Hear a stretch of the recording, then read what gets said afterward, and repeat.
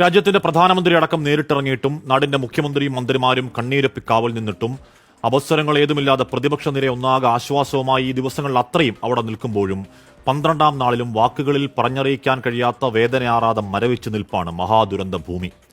രക്ഷാപ്രവർത്തനം എന്ന വാക്കിനി അപ്രസക്തമാണ്. മണ്ണാഴങ്ങളിൽ, സൂചിപ്പാറയ്ക്ക് താഴെ, ചാലിയാർ പുഴയോരത്ത് ഏതവസ്ഥയിൽ എത്ര ശരീരങ്ങളാണ് എന്നുപോലും തിട്ടമില്ലാത്ത അവസ്ഥ നമ്മൾ ജീവിക്കുന്ന ഈ കാലത്തിന്റെ കൊടും നീറ്റിലല്ലെങ്കിൽ മറ്റെന്താണ്? പോയ 16 വർഷത്തിന്റെ മാധ്യമപ്രവർത്തന ജീവിതത്തിൽ രാജ്യത്തിന്റെ പല കോണുകളിൽ, പല ദുരന്തങ്ങളിൽ ശബ്ദം വിറയ്ക്കാതെ പ്രേക്ഷകരോട് വാർത്ത പറഞ്ഞതാണ്. പക്ഷേ ഈ പോയ 8-9 ദിവസങ്ങൾ ദൈവമേ ഈ നരകഭൂമിയിലേക്ക് ഇത് കാണാൻ വരേണ്ടിയിരുന്നില്ല എന്ന് ചങ്കുപൊടിഞ്ഞതാണ്. കണ്ട കഠിനമായ കാഴ്ചകൾ മരിക്കുവോളം മറക്കാവതാണോ? ആ വീടിരുന്ന സ്ഥലത്ത് കരയാൻ പോലും കരുത്തില്ലാതെ തലയ്ക്ക് കൈവച്ചിരുന്നൊരു പാവം പ്രവാസിയെ കണ്ടതാണ് നമ്മൾ. വാപ്പ, ഉമ്മ, ഭാര്യ, 3 മക്കൾ, സഹോദരങ്ങൾ, അവരുടെ കുടുംബങ്ങൾ, സ്വന്തമായതൊക്കെയും ഒരു പാതിരാത്രി മാഞ്ഞുപോയി ഒറ്റയ്ക്കായവനാണ്.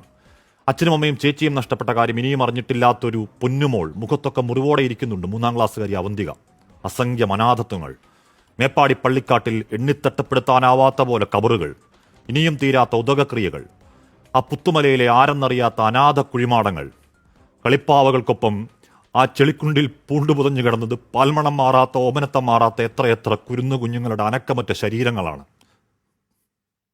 പ്രിയപ്പെട്ടവർ നഷ്ടപ്പെട്ട വേദനയ്ക്ക് പരിഹാരമില്ലെങ്കിലും അനാഥമാക്കപ്പെട്ട ആ നാട് മറ്റൊരു കാര്യത്തിൽ കഷ്ടപ്പെടാതിരിക്കാൻ രാഷ്ട്രീയ ഭേദമില്ലാതെ, അവസരങ്ങളില്ലാതെ ഇനിയുള്ള കാലത്തോളം ചേർത്ത് പിടിക്കാൻ നമ്മൾ കടപ്പെട്ടവരാണ്.